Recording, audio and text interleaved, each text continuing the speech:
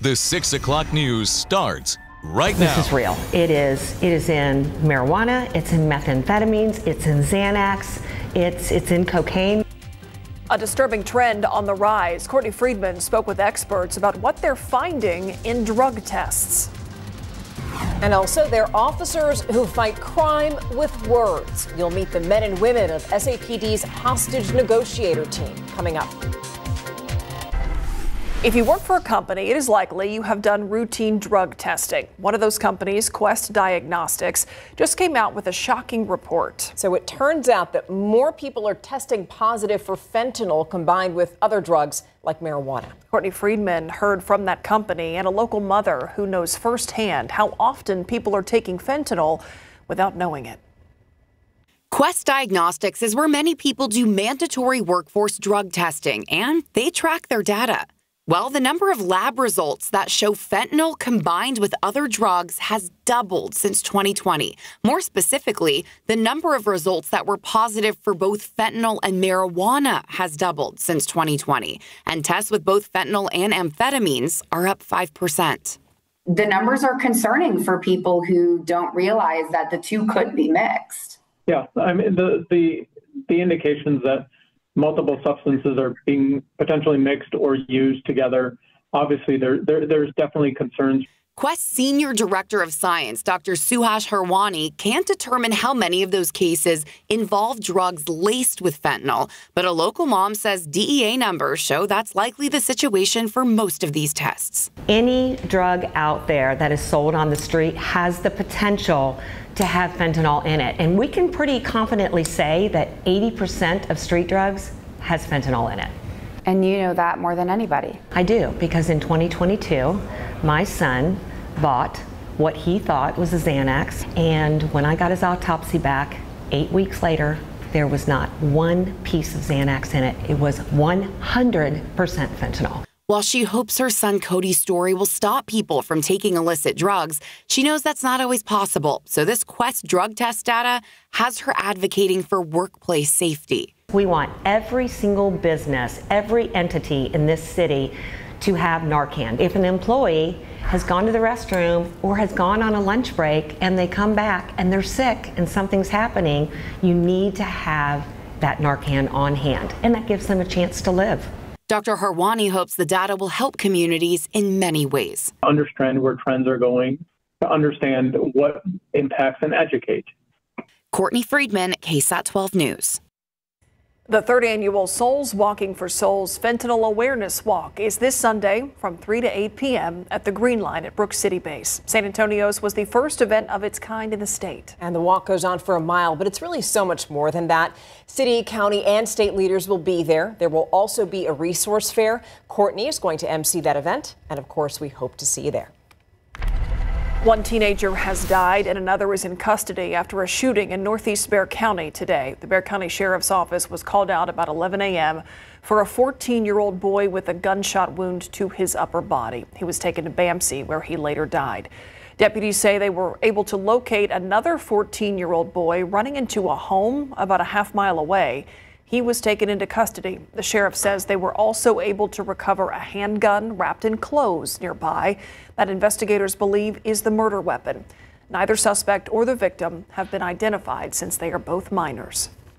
Now, we do know the name of the man who was killed at a construction site over in Medina County. 28-year-old Maurice McCowan died on Monday after being struck by a piece of construction equipment. That incident happened while McCowan was at work. He was a subcontractor for a construction company that was building a data center in Medina County. That construction project so far has been suspended while the Medina County Sheriff's Office and OSHA investigate what happened.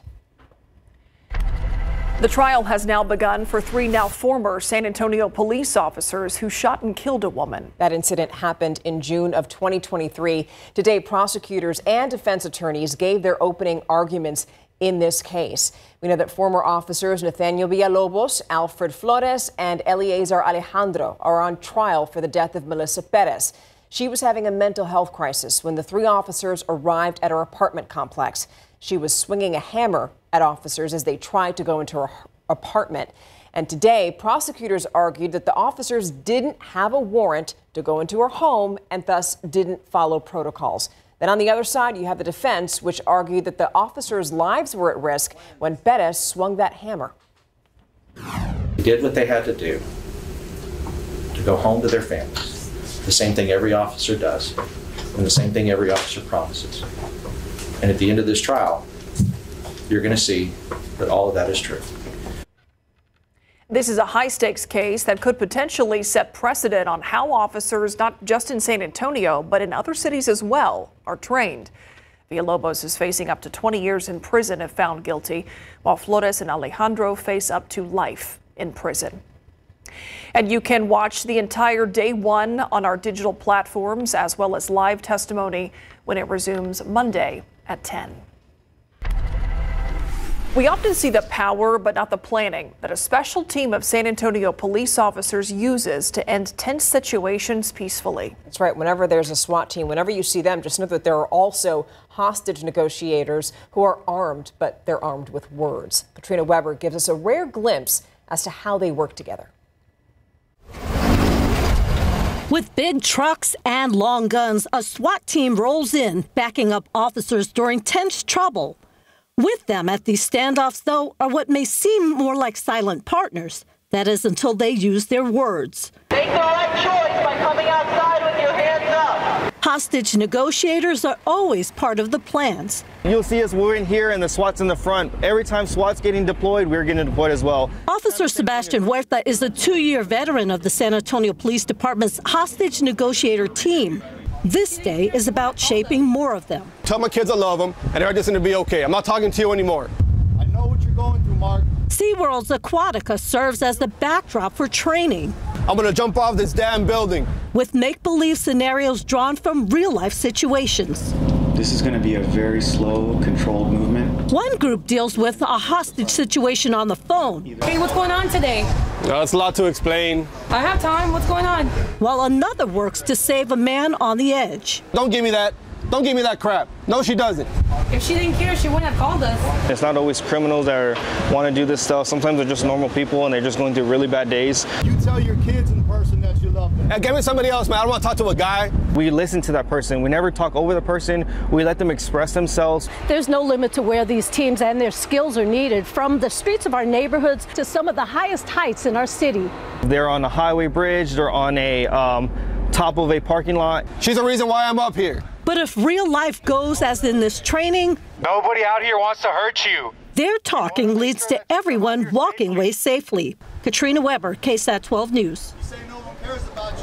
Switching gears right now, let's tell you what's really on tap for the rest of the weekend, because this morning was nice. It was comfortable. So yeah. What's on tap for the Bring rest it on of the Saturday. Yeah, exactly. We were 68 this morning. Tomorrow morning we'll be closer to the mid-60s, 64 in San Antonio, but a bit cooler in outlying areas. I mean, Gonzales could be 59 Fredericksburg and Comfort, even Bulverde, Bernie, about 59 for the morning temperature, but the vast majority of us in the low to mid-60s. So the mornings are looking better. The average low is 63, so technically in town, we're still going to be running a little above average. But we'll have pleasant mornings and then warm afternoons. The humidity, though, it stays low for a while. And coming up in a little bit, we'll talk about the rain, where it is, how close it could get to us in just a bit. All right, Adam, thank you. Let's take a look at a traffic trouble spot we've been watching over the last hour or so. This is I-35 at Benton City Road near Von Army. These are the northbound lanes. There was a vehicle fire. A box truck there caught fire earlier this afternoon. It shut down all lanes of traffic, including the lanes on the access road, but you can see that traffic is moving along the access road, and there is at least one lane still closed on the main lanes of I-35, but traffic slowly making its way around what is left of this vehicle fire. For the first time now, we're hearing how Bexar County leaders feel about a controversial development over in northwest Bexar County. It's called Guajolote Ranch, and critics are worrying that a proposed wastewater treatment plant could contaminate drinking water for more than 2 million people. Our Sarah Costa went back to that area, and she spoke with the county commissioner about that plan.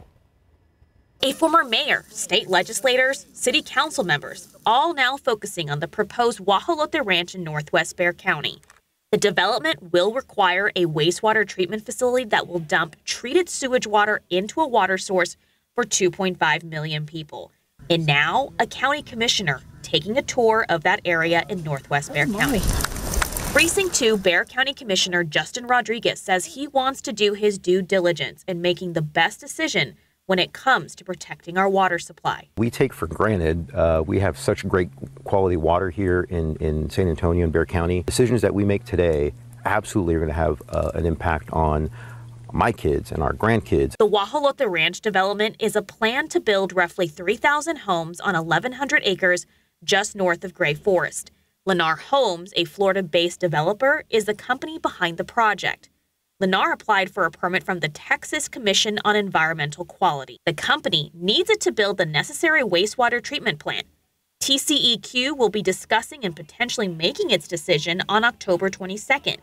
If TCEQ grants these permits, then a decision could potentially lie with Bexar County. Lennar has applied for a public improvement district through Bexar County for the project. It's a way to get taxpayers to fund the wastewater treatment plant. Commissioners have the power to say yes or no to that plan. Are you guys going to be looking towards whatever the TCEQ decides, or you want to make your own decision as a county? I mean, I think we're going to have to look independently at what's best for Bexar County, right? Nothing against the state of Texas and TCEQ, but I think they have a prism in which they look at things, and I think we have to make sure that we are taking into consideration. These are our neighbors. These are folks that we are, taxpayers that want to do what's best for our community. It's important to note the developer, Lennar, says they have plans in place to prevent pollution of the Edwards Aquifer and San Antonio's drinking water. You can read their full statement on KSAT.com. Sarah Acosta, KSAT 12 News. Still ahead here on the news at 6, looking for something fun to do this weekend. Local influencer Stephanie Guerra joins us with Puro Pics in just a bit. Also, Uvalde's new elementary school finally has opened. You'll see how the new campus honors the victims of the Robb Elementary School shooting. Up next.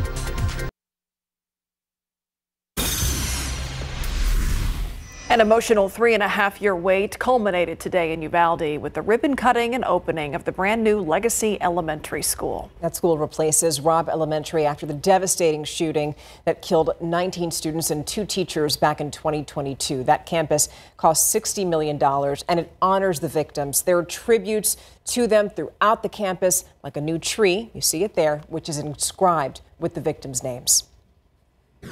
I think it's important, as time goes by, things seem to fade a little bit. So we always want to make sure that we're never going to forget them. So that's really important. And I appreciate all the detail that was involved in all the different artifacts, different things that were done to the school. Teachers will begin moving into their classrooms next week. The first day of school at Legacy Elementary will be Monday, October 20th. Selena Quintanilla's fashion designer Martin Gomez has shared personal pieces of clothing, sketches, and even his diary to remember Selena's story. And as we continue celebrating Hispanic Heritage Month, we highlight the latest addition to the Whitliff collections over at Texas State. KSAT's Madeline Lambert takes us through the collection with Gomez himself. Was considered a very new fabric at the time. It was a stretch metallic cloth. It was glazed. When it came to fashion, Martin Gomez and Selena Quintanilla were a team. But a lot of these ideas, it was sometimes started with an idea she had, and then I would basically execute it. And so that's why I released all this stuff, because I want people to know that she was smart. She was so smart, and she had the vision. The Whitliff Collections at Texas State now holds many personal items from Martin and Selena's fashion collection. Even the exact beads that are showcased here were used by Martin Gomez to design Selena's many iconic outfits. This is the other side of Selena, and I'm so proud of it. And I'm actually really proud of sharing it because I almost didn't. And something you said earlier that stuck with me is that Selena said the impossible is possible. Yeah, I lived it. Yeah, it gets me really emotional because Selena saw me. She believed in me before anybody else did. The exhibit was brought to life with the help of Hector Saldana. He collaborated with Martin after he saw students interested in learning more about the famous artist. I mean, here are these young people in college, born long after the Jennifer Lopez movie about Selena. So there has to be something that goes beyond Tejano music. That's what Hector describes as a Selena effect. Her legacy and memory still inspiring new generations. The effect that it has on young people is is beyond. Madeline Lambert, KSAT 12 News. The Selena effect. I like that. Let's take a look outside with live cam. If you look forward to, weekend morning coffee, we got a little something to add to that tomorrow, Adam, with some good temperatures. Yeah, especially, if you're up early on the weekend mornings. And I know a lot of people are, and it's going to be, I'm not going to call it crisp just yet. For me, that's 50s, okay? Fair enough. Yeah. You got standards when it comes to these fall temperatures. Well, I have benchmarks, right? And yes, some standards. And so it'll just be more pleasant and a little more comfortable in the mornings because we got rid of the humidity, and that allows for morning temperatures to get back closer to where they should be this time of year. So take a look at our forecast. Going forward, we're talking mid-60s. That beats the 70s we've been experiencing recently with the tropical humidity. But this is still a little above average. The average low is 63 degrees. Now, keep in mind, like I showed you earlier, parts of the hill country and outlying areas could dip into the upper 50s tomorrow, really the next several mornings. Here's the key. The dew points, the dewies, they're down in the 50s right now. That keeps us very pleasant. Remember, 60 and up is considered muggy. 70 up is that really thick tropical air. We're in the 50s and we're going to coast. We're putting that on cruise control and just coasting along, keeping our dew points in check, and no big surge of mugginess or humidity. Now, unfortunately, it takes humidity to help make rain, but we wouldn't even have a rainmaker allowed overhead. So at least we can have comfortable conditions despite no rain. We have the remnants of Priscilla already causing rain in parts of Arizona and the desert Southwest. Then we have Tropical Storm Raymond. These are in the Eastern Pacific. And both of these will bring some pretty good moisture to the southwestern U.S., combined with another system to funnel even more rain into the western U.S. Now, take a look at our overall pattern. For us, unfortunately, it's the upper level high, the big blue H, the dry high. This is going to be parked right overhead for basically the foreseeable future. And remember, this has a clockwise circulation around it. And then the upper lows, the disturbances, have that counterclockwise circulation. And we're going to see a couple of these drop into the western U.S. That's just creating that Pacific moisture funnel into the Four Corners states and then also pulling moisture into the western U.S. It'll get as close as West Texas and the Panhandle, but that's about it. Unfortunately, we're not going to be able to tap in to any of the rain from those systems. Really quickly, too, we have Jerry out there, still a tropical storm, likely to pass just east of Bermuda and remain tropical storm strength for the foreseeable future. 92 the high today, the average 84. So we're remaining well above average. And that's going to be really the trend here going forward. No sign of a noticeable cold front or anything that would really drop temperatures significantly. Right now we're at 90, dew point of 54, a light northeasterly breeze at 7. Not much of a breeze out there this evening. 88 currently Helotes, 92 Gonzales, 90 in Canyon Lake, 91 in Devine, and Floresville checking in at 92. But cooling quickly, that's the key. By 8 o'clock, 82, and 10 o'clock, we're in the mid-70s. And then tomorrow, mid-60s. By the afternoon, we're still in the lower 90s pretty much everywhere across the board. And then Sunday's basically a carbon copy of Saturday. Every day after is pretty much a carbon copy of what we're going to have. All right, Adam, thank you. Not much variation up in Dallas, which is where our good friend Mary Rominger is right now. She's at the State Fair. Yeah, she got the cool assignment today. She's up at the State Fair with photojournalist Adam Higgins, and they got to taste some food today. I mean, look at that turkey leg. I think it's bigger than Mary, and she's taking a bite out of that bad boy. Plus, our BGC road trip tonight, we'll see Dilly at Stockdale. We got a preview coming up.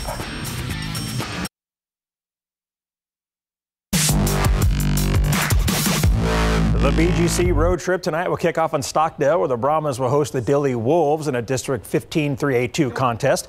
Stockdale's 4-1 overall and 2-0 in district. The Wolves are 3-2 on the season and 1-1 in district. After dropping their season opener, Stockdale's now riding a 4-game winning streak, heading into this key district matchup with the Wolves. It's huge because we lost it last year, so I definitely want to win, and then have my brothers experience it to win too. So. And go 3-0 in district. Upcoming game, it's the most important game of the season right now. So we're 2-0 in district, and we're looking to go 3-0, trying to keep that streak alive. It'll be a challenge, but we're up for the challenge. Thankfully, we get to do it at our place. But Dilly's always had a good football team. What do I need to do to contain this Dilly team? Just trust our keys. Our coach has been putting in work all week, and just trust them. Let them help us. It's an all-district 15-3A2 road trip tonight. Dilley will visit Stockdale, and Cotulla will take on the Poth Pirates. Because it is a great game. There's a lot of emotion that goes into this game, and I think that there's a fine line, and as we've touched on, playing with emotion but not emotional. Coach Sark and his Longhorns won the Red River rivalry and the Golden Hat last season by beating Oklahoma 34-3, and KSAT 12 Sports was there. And of course, we went back this year. Mary Rominger joins us live now from the State Fair talking touchdowns and taste buds. Mary. Yeah, lots of taste buds. Hey, Larry. Photographer Adam Higgins and I today ventured around the fairgrounds here at the State Fair of Texas and tried some really delicious food and heard some stories, unique stories that exist here within the vendors. So awesome stuff. Here it is. Here are the highlights from Adam and I's food tour, and you'll see why they call this place the most Texan place on earth. We're the largest single outlet of strawberry users in the United States in the month of October. We go through around 8,000 pounds of strawberries in 24 days. I dye my waffles crimson and orange so that way they can compete against each other in line. Which one do you take? Well, I can't tell you that because that would alienate half my customer base. I will say that I went to this school. Okay. But I won't say what my preference is. How's that? 2 to 2.5 pound smoked turkey leg. We smoke it back home. Takes about 5 or 6 hours to smoke. Right there. Right, that's the good spot. Okay. That's a good piece. While she's chewing, come out and see us. Watch the football games. We got the big screen. We got surround sound. Thank you very much. Appreciate it. Thank you. True innovators of fried sweets, but now the fried pickle bomb. We dice the pickles, and then we have a cream cheese, a dill weed, red pepper flakes, a seasoned ranch, and then we make balls and they freeze them. He'll put them in the two different batters, and then it goes into the fryer, and then we put a breadcrumb. Here's your napkin. Okay, thank you. Wow, that's so good. True innovation. Well, thank you very much, thank you Julia. for coming. And appreciate it. I'll clean up here. Liked it. Thank y'all. Y'all have a blessed day. Hey, y'all. I'm Jonna with Fernie's Funnel Cake. We're going to get that batter going, and we're going to make some pretty little laces in there. And you know what? It was this very machine. October 18th, 1987, I went into labor right here making a funnel cake. Talk about being raised on the fairgrounds. Such awesome stories. You can catch that full story on KSAT.com soon. Also be on the lookout for Adam and I's food review video that we're posting on social media. Lots of fun eating food today, Larry, but even more excited for the football tomorrow. With that, we'll send it back to you in San Antonio.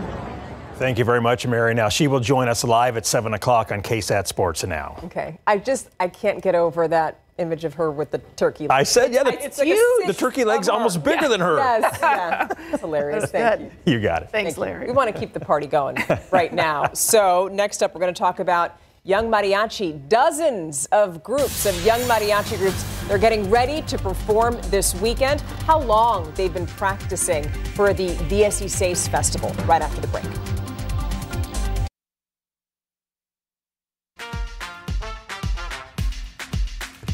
Okay, you hear that music and it just gets you going. You know what's coming up. Puro Picks, Stephanie Guerra, our good friend, is here to tell us what's happening around town this weekend. You have a huge social media following. You're always in the know with things happening in San Antonio. So let's start with San Antonio favorite, Barbacoa and Big Red. Yeah, it's the Puro weekend for Barbacoa and Big Red Festival. This has been going on for many years now, and it keeps getting bigger and bigger. It's taking over the Freeman Coliseum this weekend. You can go either day, Saturday or Sunday, from noon to 11 p.m. It's family friendly.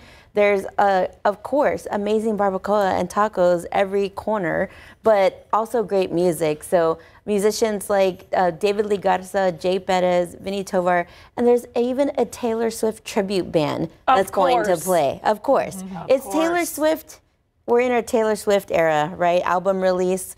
We're there, but the Barbacoa. It's her era. I think we're all just living. I didn't know she was going to infiltrate Big Barbacoa and Big Red, but she's there. She's everywhere. Yes. Your week.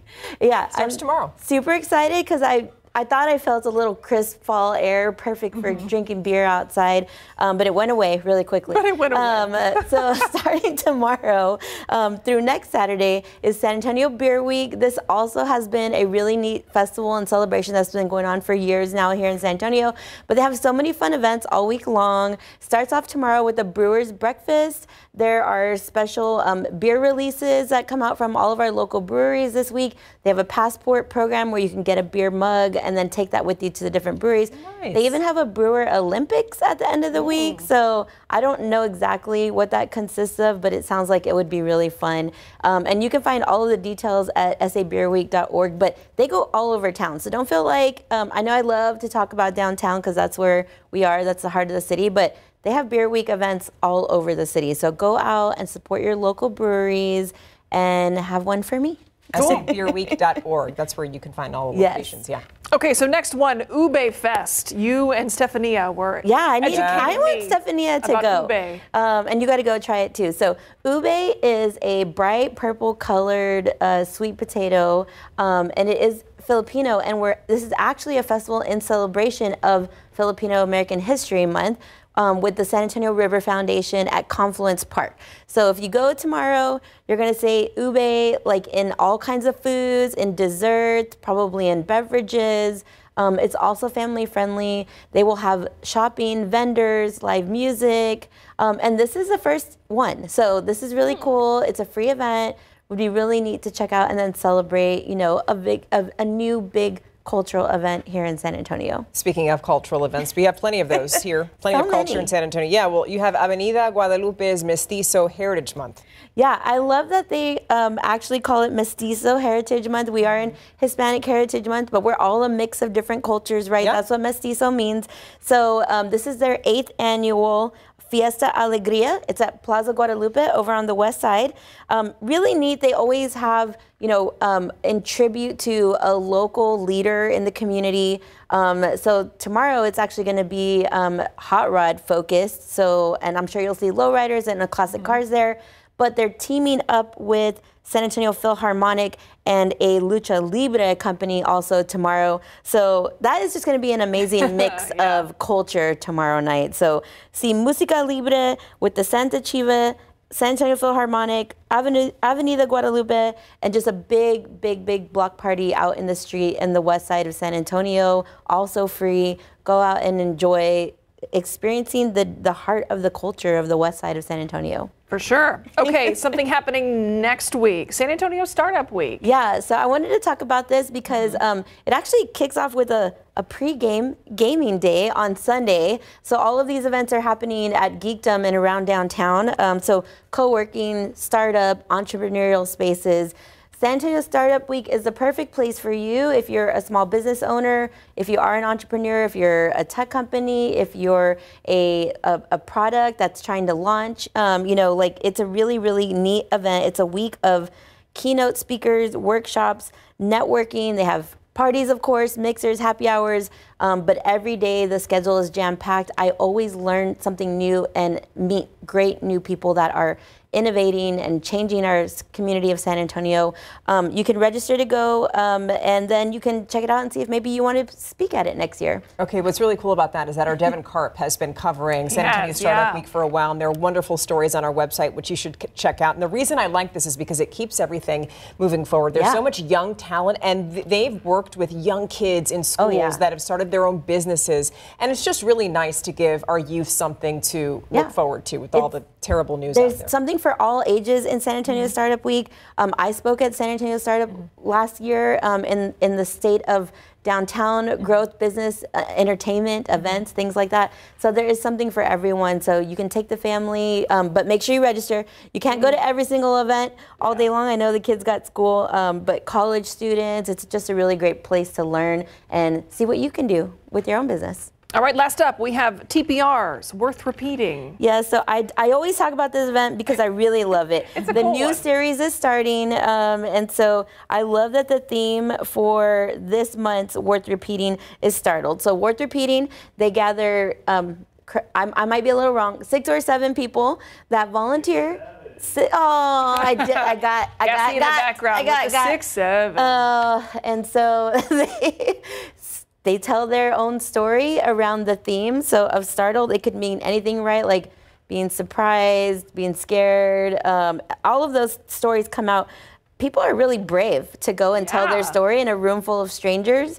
It's a really cool event. It's 7 p.m. at TPR's headquarters right downtown in their brand new beautiful theater. And then they always have an after hours gathering, networking, you know, downtown in one of our local bars and restaurants. But I love this storytelling series. Go check it out, and then maybe you can sign up for the next one. So I wanted to give a quick hello to my mom and dad. My dad's watching from Methodist Hospital. Yeah, we wish your dad well wishes to my dad. Thank you. And to all the staff and nurses. And I actually got recognized in the hallway by a lady, Oralia. She told me she loves watching 5 o'clock right before she goes into Methodist every day. So hi to everybody over there at Maine Methodist and Medical Center. We wish your dad well. Thank you. Hope he gets to come home He's going to be partying back with us soon, you know, maybe not having a beer anytime soon, but he'll be back out on the streets. Good. That makes me so happy. On the streets. Good. Well, thank you. All right, thanks, Stephanie. We'll be right back.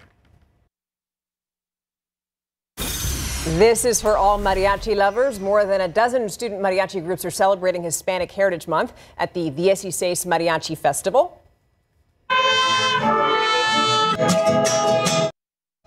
That's happening tomorrow. 10 high school groups and 5 middle school groups will perform at this year's Mariachi Festival. It's a long time coming for these young mariachi groups.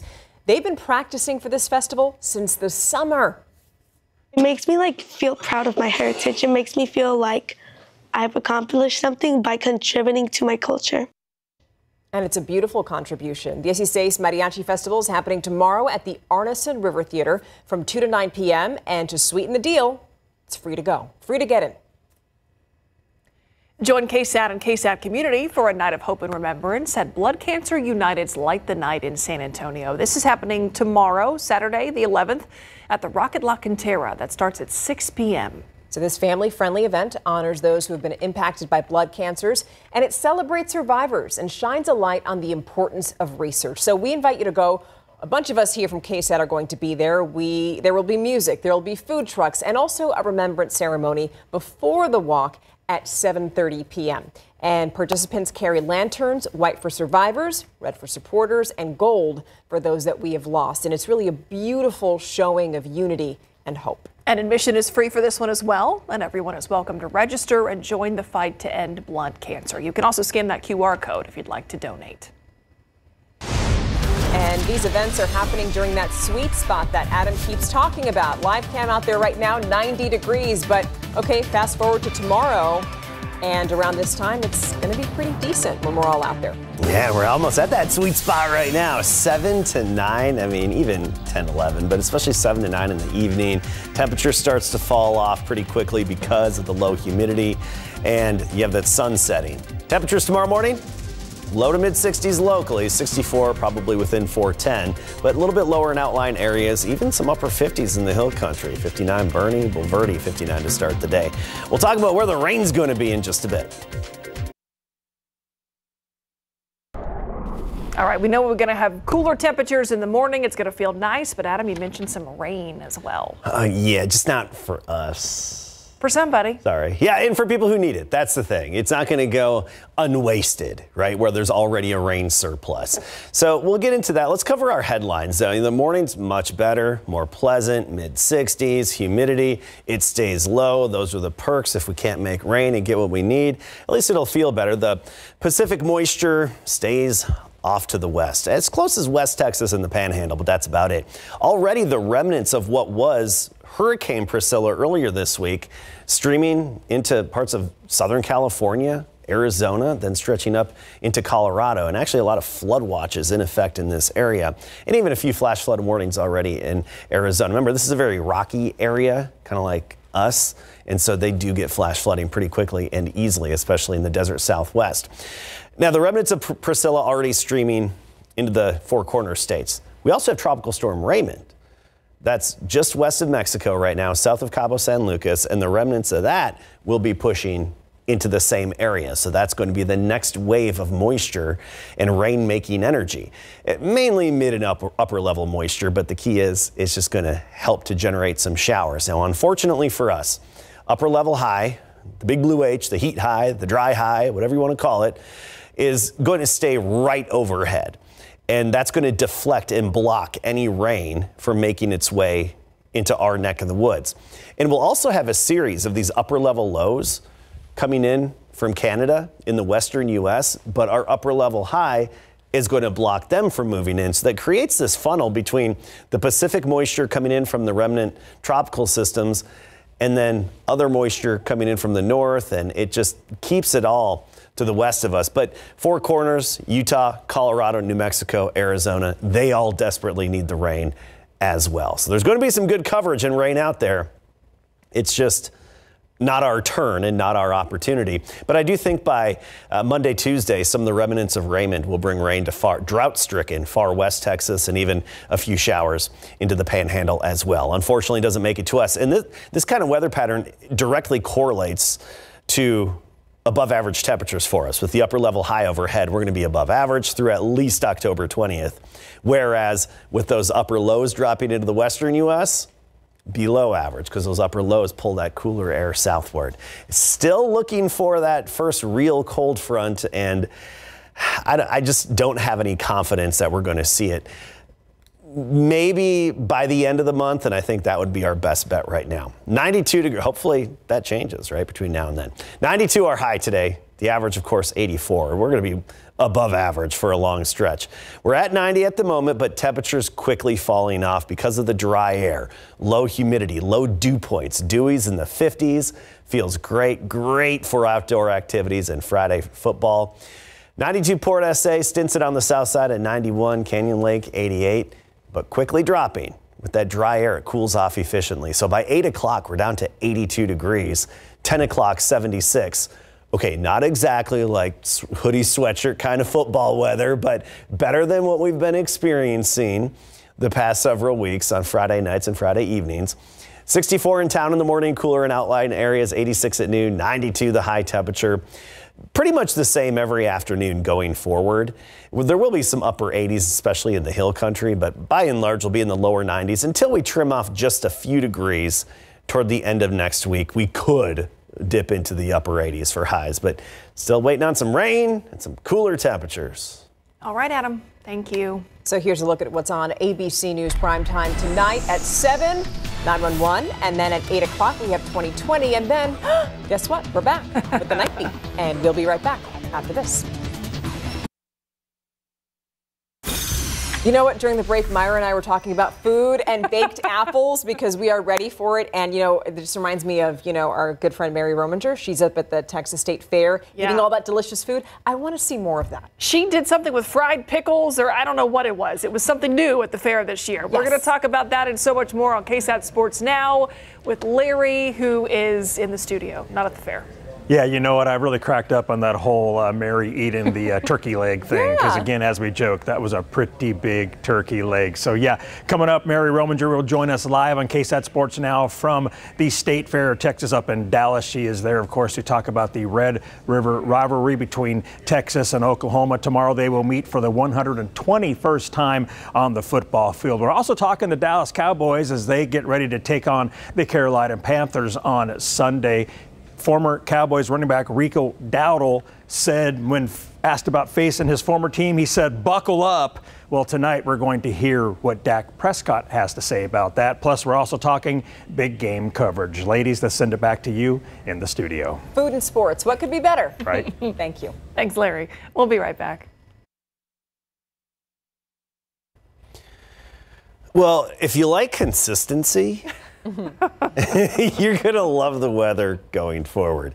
Very consistent and actually more pleasant in the evenings and mornings. We're really hoping for that first cold front. And, you know, you may have seen some chatter online or elsewhere there where there could be a real cold front, you know, in about a week or so from now. I'm not confident in that, and I'm starting to see signs that that's not going to happen. You know, more signals that it's not going to happen. So patience, and don't hold your breath. You want to manifest fall weather. Sorry, this just isn't not happening. You'll let us know when it's about to happen. I have no doubt, Adam. Thank you. I got you. Thanks for watching the news at 6. We'll see you right back here on the Night Beat. Have a nice dinner.